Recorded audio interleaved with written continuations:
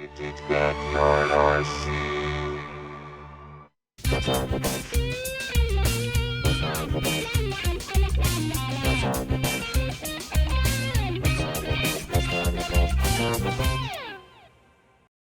we get started, I did find a few things out that we weren't sure about in the last video.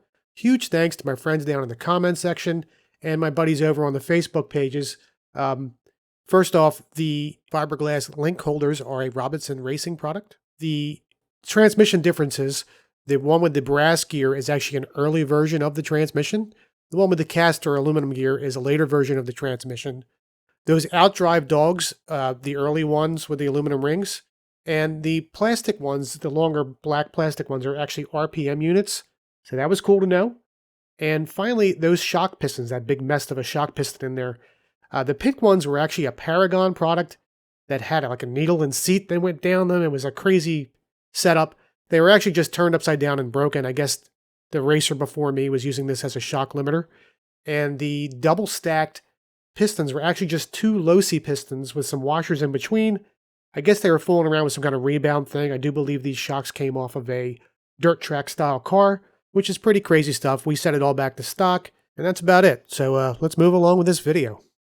All right, friends, day 2 of the build. I did complete my goal of at least getting a video posted last night. Maybe some of you are watching that right now. And I'm going to try to finish this car off as much as I can today and do part 2 of our video. I wanted to quickly mention, I tried using one of these lapel microphone things, and boy is the sound just garbage. Normally we use a real mic, as you guys know, in our videos, and it sounds really nice. But it's kind of a pain for me to do that with one foot, get it all set up. So you're going to hear everything from the phone microphone. Anyway, enough talking, more wrenching. Stand by. Let's have a look through the spare parts pile. So I needed turnbuckles. This is my stash of turnbuckles. And this is kind of what I'm talking about, guys. These parts would have never gotten used. Whenever I do like a racing build, like a real, you know, something I put on the track for competition, I'm not using old ball cups, old turnbuckles. But you know what? For a backyard basher, I'll get me some of that, you know? Old, that's probably a XX or XXX ball cup setup. That's what we're going to use, man. Use up all this old stuff. It's great. Put it to use. All right, we got our upper camber links installed. Used up some old hardware. Looking good. Just want to show you something real quick, guys. These JRX2 racks have a shouldered bolt that goes in the ends here and then bolt to the rack. First off, I've bought a few of these that they're just using regular hardware in there, threaded hardware. That'll just bind the crud out of that rack because it'll actually clamp down and squeeze those bell cranks to the actual rack itself. So make sure that's nice and free. Go through it, lube it up. Pretty important because sticky steering is the worst. Back to work. So I can't stress enough, you got to get this rack nice and free on these cars. If this rack binds up, you'll have inconsistent steering, so you want to pay attention to it. Okay, friends, got the steering rack on. Ready to bolt up our front end. And we're making really good progress. Let's get this thing done. All right, our steering and camera links are installed. It's really coming together now.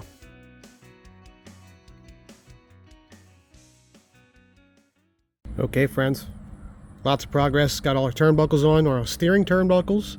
Our belt cranks are mounted. I did not align anything. I'll put it up on the Huddy tools when we're done all this. Nice and free. Smooth. Time to mount the shocks, man. Progress, progress. All right, folks, we are fairly done. This thing looks great.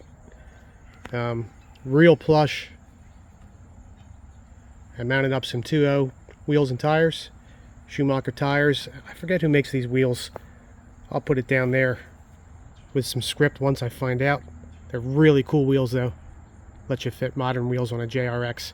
I'm going to switch to photos because I am having a little bit of a problem fitting a body on this, and it might be obvious, but I'll explain why. Let's have a look at this finished chassis first. This thing turned out great. I'm pretty excited to get this one on the track when it's done.